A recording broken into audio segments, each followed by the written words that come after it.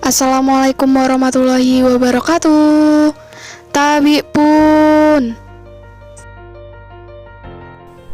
Kami dari kelompok 5 dengan anggota kelompok saya Emiliana Faza NPM 20130230002, ada Tuti Dawati NPM 20130230012 dan ada Artika Ramadana dengan NPM 20130230026.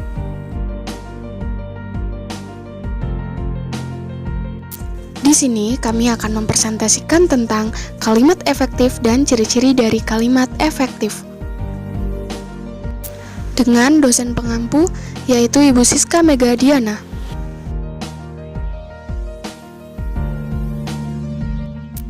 Pengertian kalimat efektif. Lalu, apa yang dimaksud dengan kalimat efektif?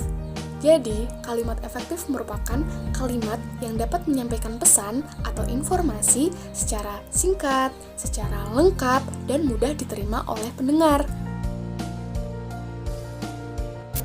Ciri-ciri kalimat efektif. Lalu, apa sajakah ciri-ciri dari kalimat efektif? Jadi, ciri-ciri dari kalimat efektif adalah kesepadanan, keparalelan, ketegasan, kehematan, kecermatan, kepaduan, kelogisan, dan yang terakhir ada kejelasan. Ciri pertama dalam kalimat efektif adalah kesepadanan. Lalu, apa itu kesepadanan? Jadi, kesepadanan adalah keseimbangan antara gagasan dan struktur bahasa yang digunakan. Dalam kesepadanan juga memiliki ciri-ciri. Di antaranya, pertama itu ada subjek dan predikat jelas, menghindari preposisi kata depan di depan subjek. Contohnya, bagi peserta yang datang terlambat, hendaknya memberitahukan kepada panitia. Ciri yang kedua itu ada tidak mempunyai subjek ganda. Contohnya, pembangunan masjid itu kami dibantu oleh masyarakat setempat. Ciri yang ketiga ada kata penghubung intrakalimat tidak dipakai pada kalimat tunggal. Contohnya, malam ini hujan sangat deras, sehingga kami menggigil kedinginan. Dan ciri yang terakhir, kalimat kesepadanan adalah predikat kalimat tunggal tidak didahului oleh kalimat yang. Contohnya, ada Provinsi Lampung yang terletak di ujung sebelah Pulau Sumatera. Ciri-ciri kedua kalimat efektif adalah keparalelan. Lalu, apa yang dimaksud dengan keparalelan? Keparalelan atau kesejajaran bentuk adalah terdapatnya unsur-unsur yang sama derajatnya, sama pola atau susunan kata dan frasa yang dipakai di dalam kalimat. Kita beri satu contoh, yaitu perampokan yang disertai dengan menodong itu dilakukan di perapatan Enggal. Yang selanjutnya yaitu ketegasan. Ketegasan adalah informasi yang disampaikan di dalam kalimat yang pokok-pokok saja ataupun tidak berbelit-belit, namun disampaikan secara sederhana. Adapun beberapa cara untuk melakukan penekanan di dalam kalimat. Yang pertama ialah meletakkan kalimat yang ditonjolkan di kalimat awal. Yang kedua yaitu melakukan pengulangan kata. Yang ketiga yaitu melakukan pengkontrasan kata kunci. Yang keempat yaitu melakukan partikel penegas. Yang selanjutnya yaitu kecermatan. Maksud dari kecermatan ini ialah penulis harus cermat dalam memilih kalimat agar kalimat tidak rancu ataupun ambigu. Contohnya, rumah seniman yang unik itu dijual dengan harga murah. Ayo coba tebak yang unik rumah atau senimannya. Yang selanjutnya yaitu kehematan.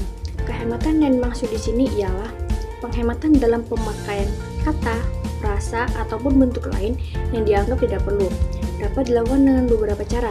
Yang pertama yaitu menghindari pengulangan unsur yang sama dalam satu kalimat. Yang kedua yaitu menghindari pemakaian superordinat dalam hipominim. Yang ketiga yaitu menghindari kesinoniman dalam satu kalimat. Yang keempat yaitu menghindari penjamaan kalimat dalam kalimat majemuk. Ciri-ciri kalimat efektif selanjutnya adalah kepaduan. Kepaduan merupakan syarat dari kalimat efektif agar diharapkan nantinya setiap informasi yang diterima itu tidak terpecah-pecah.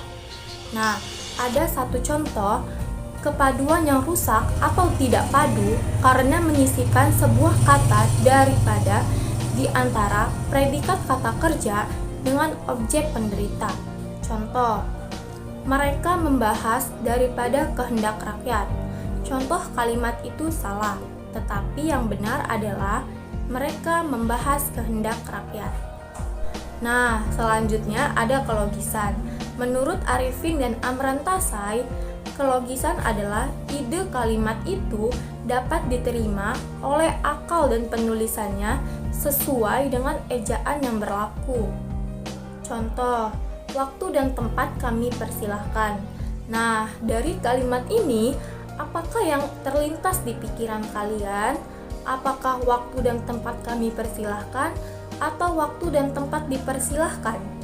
Dari kalimat tersebut, kita dapat menyimpulkan bahwa kalimat itu tidak masuk akal. Jadi, kalimat efektifnya yang tepat adalah Bapak dosen kami persilahkan. Ciri-ciri kalimat efektif selanjutnya yaitu ada kejelasan. Apakah yang dimaksud dengan kejelasan itu? Jadi, dalam kalimat efektif itu harus mensyaratkan bahwa dalam kalimat itu harus jelas strukturnya dan harus lengkap unsur-unsurnya. Contoh kalimat efektif kejelasan. Berdasarkan analisis kapasitas produk yang telah dilakukan, dapat diketahui bahwa dalam menjalankan promosi memiliki pengaruh terhadap penjualan.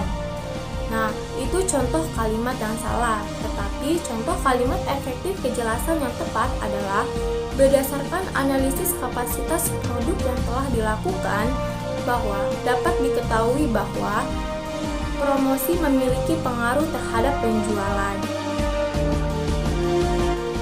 Cukup sekian presentasi yang dapat kami sampaikan. Kurang lebihnya kami mohon maaf dan kami akhiri. Wassalamualaikum warahmatullahi wabarakatuh. Tabi pun.